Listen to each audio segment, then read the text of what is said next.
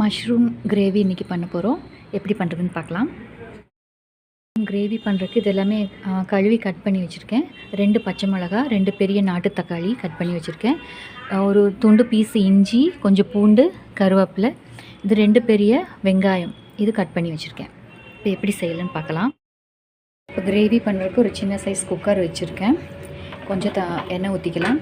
இது தேங்காய் எண்ணெய் தான் ஊற்றுறேன். எண்ணெய் காயட்டும்.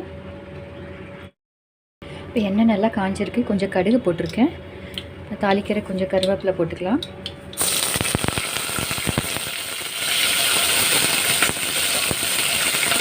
கட் பண்ணி வச்ச வெங்காயம் போட்டுக்கலாம்.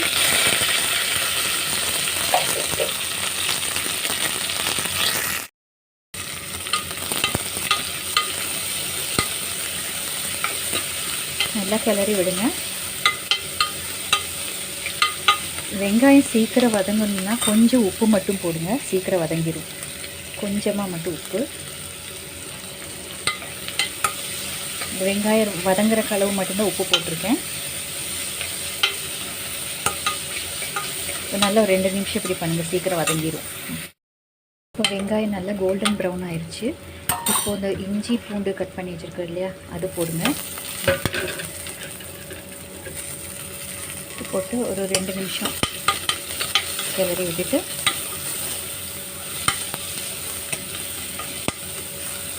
நல்லா கிளறி விட்டதுக்கப்புறம் நம்ம மஷ்ரூம் கட் பண்ணி வச்சுருக்கோம்ல அது போடணும். இப்போ மஷ்ரூம் கட் பண்ணி வச்சுருக்க மஷ்ரூம் போட்டுட்டேன். இது கூடவே நம்ம பச்சை மிளகாய், தக்காளி கட் பண்ணி வச்சுருக்கோம் இல்லையா, அதுவும் போட்டுடலாம். நல்லா கிளறி விடுங்க. ஃப்ளேம் கம்மியாக சிம்மில் வச்சுக்கோங்க.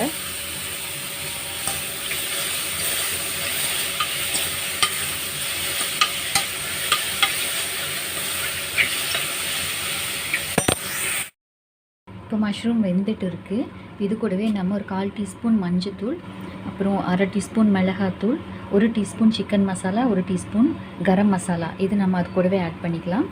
இப்போ அது வேகிறதுக்குள்ளே இது தேங்காய் இது வந்து அரைச்சி வச்சுக்கணும். கொஞ்சம் தேங்காய், 2 ஏலக்காய், 3 கிராம்பு, 2 சின்ன பட்டை, கொஞ்சம் சோம்பு, இது கொஞ்சோண்டு தண்ணி ஊற்றி நல்ல பேஸ்ட் மாதிரி பண்ணி வச்சிடலாம்.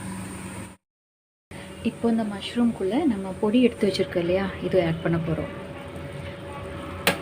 வந்துட்டு கொஞ்சம் மட்டும் தண்ணி ஊற்றிக்கோங்க. தண்ணி ஊற்றிட்டு நம்ம இன்னும் உப்பு போடவே இல்லை, வெங்காயத்துக்கு மட்டும்தான் உப்பு போட்டோம். அதனால் இப்போ இந்த மஷ்ரூமுக்கு கிரேவிக்கு எல்லாத்துக்கும் சேர்ந்து மொத்தமாக உப்பு போட்டுடலாம். கொஞ்சம் உப்பு போட்டுடலாம். இது சிம்லேயே இருக்கட்டும்.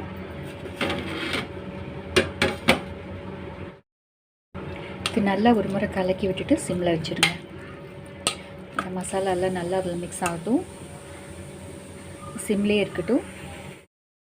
இப்போ சிம்மில் வச்சுருந்தேன் இல்லையா அந்த கிரேவி, மஷ்ரூம் கிரேவி, இது கொஞ்சம் வெந்துட்டு இருக்குது. இன்னும் கொஞ்சம் கூட வேகணும். இப்போ பார்த்தேன்னா நல்லா மூடி வச்சுருங்க. சிம்லேயே இருக்கட்டும். ஒரு 10 நிமிஷம் இருக்கட்டும். இப்போ 10 நிமிஷம் ஆயிடுச்சு. நல்லா கொதிச்சிருச்சு. இப்போ மஷ்ரூம் வெந்திருக்கும். இந்த ஸ்டேஜில் வந்துட்டு நம்ம தேங்காய், பட்டை, கிராம்பு, ஏலக்காயெல்லாம் அரைச்சி வச்சுருக்கோம் இல்லையா, இது நம்ம ஆட் பண்ணிக்கிறோம். நல்லா கலக்கி விட்டுருங்க. தேங்காய் போட்டதுக்கப்புறம் ரொம்ப நேரம் கொதிக்கக்கூடாது. ஜஸ்ட் ஒரு 1 or 2 மினிட்ஸ் இருந்த உடனே ஆஃப் பண்ணிடுங்க ஸ்டவ்வை. இப்போ ஃபுல் ஃப்ளேமில் வச்சுக்கோங்க. ஒரு 2 நிமிஷம் இருக்கட்டும், நல்லா கொதிக்கட்டும். இப்போ வந்துட்டு நான் உப்பு பார்த்தேன். உப்பு கொஞ்சம் பத்தலை, காரமும் கொஞ்சம் பத்தாத மாதிரி இருக்குது. இந்த ஸ்டேஜில் நீங்கள் டேஸ்ட் பார்த்துட்டு நீங்கள் அதுக்கு தகுந்த மாதிரி நீங்கள் உப்பு காரமாக ஆட் பண்ணிக்கோங்க. நான் கொஞ்சம் குழம்பு மிளகாய் பொடி தான் ஆட் பண்ணி பார்க்குறேன். ஏற்கனவே சிக்கன் மசாலா, கரம் மசாலா, மிளகாய் தூள் எல்லாம் போட்டுட்டோம். பச்சை மிளகாய் இருக்குது.